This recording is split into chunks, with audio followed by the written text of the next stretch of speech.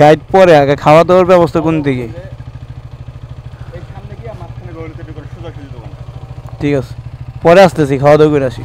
আসলে রুমা বাজার থেকে যখন এখান থেকে গাইড নিয়ে যেতে হয়, একজন গাইডের খরচ হলো 700 টাকা।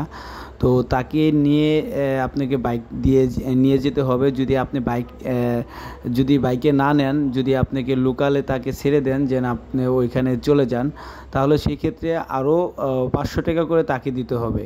তাহলে 700 আর 500 কয় টাকা হয় দেখেন। তারপরে ওইখানে রাত্রে থাকার জন্য তাকে টাকা দিতে হবে।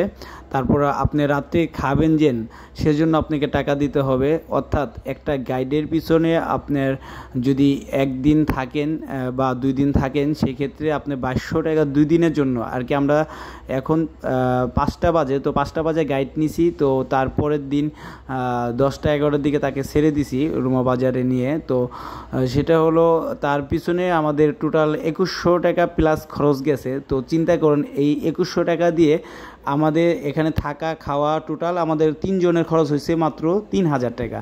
তো গাইডের পিছনে গেছে 2100 টাকা। চিন্তা করেন এখানে কি পরিমাণ একটা হ্যাসেলের মধ্যে পড়তে হয়। তো গাইড স্যার আপনাকে ছাড়বেই না। তো আপনি 10 জন পর্যন্ত একটা গাইড আর কি, 10 জন টিমের জন্য একটা গাইড, আর 2 জনের জন্য একটা গাইড, একজনের জন্য একই সিস্টেম। তো এখানে একটা সিন্ডিকেট, আমার কাছে মনে হয় এই সিন্ডিকেটটা ভাঙা হলে বা গাইডের খরচটা অনেক কমানো হলে, তাহলে আমরা যারা ট্যুরিস্ট আছি তাদের ঘুরে অনেক সাশ্রয়ী, অনেক কম টাকার ভিতরে ঘোরা সম্ভব।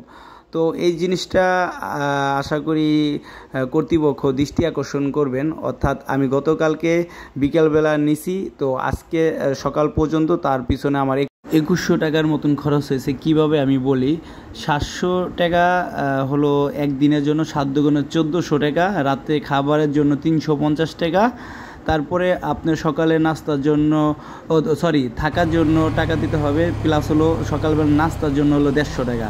আবার ওইখান থেকে যে নিয়ে আসবেন, যদি আপনি বাইকে আনেন তাহলে 400 টাকা কম নেবে। আর যদি আপনি লোকালে তাকে ছেড়ে দেন যে আমি বাইকে নিব না, সেক্ষেত্রে আপনার অন্য বাইক ভাড়া করে আসবে, সেক্ষেত্রে সেজন্য আপনাকে আরও 400 টাকা দিতে হবে। টোটাল 2150 টাকা আমরা গাইড খরচ দিছি গতকালকে বিকাল থেকে আজকে সকাল পর্যন্ত। এক রাত শুধু ছিল, 2 দিনের খরচ দেওয়া লাগছে। তো আমার কাছে মনে হয় এটা খুবই অতিরিক্ত, মানুষকে জুলুম করা। তো এইটা অবশ্যই কর্তৃপক্ষ এই বিষয়টা দেখবেন, এবং ভিডিওটা যারা দেখতেছেন, যারা বগালেকে যাবেন, অবশ্যই বেশি করে ভিডিওটা শেয়ার করবেন, যেন এই সিন্ডিকেটটা আমরা দেখতে চাই না সামনে। তো এখানে কোনো সেফ জোন, কোনো সমস্যা হয় না। তো তারা যেভাবে সিন্ডিকেট যেভাবে আর কি আপনার পর্যটকদের জিম্বি করে টাকা আদায় করে, আসলে এটা জুলুম। তো এটা আমার পক্ষে, আমি সাধারণভাবে এটা নিবই না কোনোভাবে। আমি একজন ট্যুরিস্ট হিসেবে আমি এটা সাধারণভাবে কোনোভাবেই নিব না।